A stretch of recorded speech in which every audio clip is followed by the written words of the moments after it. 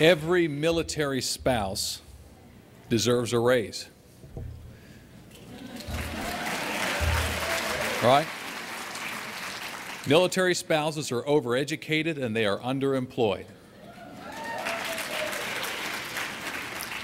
David's reality, David Fleece was the young man that you saw, and we'll see his picture here in just a second. And I want to briefly just talk about his story, because his story is symptomatic not only of the reservist and of the transitioning service member, but the military spouse as well. Trained in the Army as a respiratory therapist. Actually, he was on active duty as a military police. Transitioned to the Reserve. The Reserve trained him as a respiratory therapist. When he finished his respiratory therapy program, he came to us in a Nova Health System in the state of Virginia and could not go to work. And that is a huge problem. But together with the Army, what we did was we found a job that he had an equivalency for, brought him in as a security officer, which is certainly not in his career train, but something he could do. The Army paid to complete the rest of that respiratory therapy training, and he has completed that degree just in the last month or so. Now, the issue is he's being redeployed in 2 months from now. But because he's employed with an employer, his job is secure and safe, and we will work with him upon his return to get him into the job and the career of his choice. And he is one of hundreds and thousands that we are working with today. There are 3 values that we have: community, compassion, and competency. Community means that there is no differentiation between titles. If you're a military spouse, you're a military spouse, and you deserve the rights and responsibilities and benefits of a military spouse. For our program, we do not differentiate. And the same if you're a soldier or a service member. I've served in the Reserve for the past 14 years. Unfortunately, on the Navy side, I apologize for that, but I wish and I am jealous of the resources that the Army has done, because the Army has absolutely led the way in this regard. Compassion is about bringing the right resources at the right time to have a result that ends in a result that is positive that you're seeking, not just giving charity out.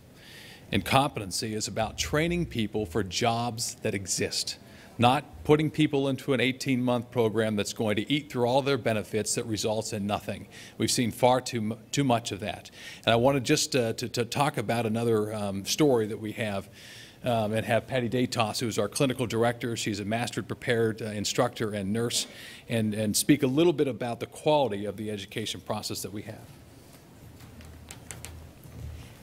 This is another Army spouse just like you, and she came to us after having her husband suffer a stroke, and she's taking care of her 3 kids along with her husband and wanted to get into health care.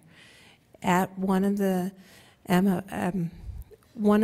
service centers, she learned about military medicine.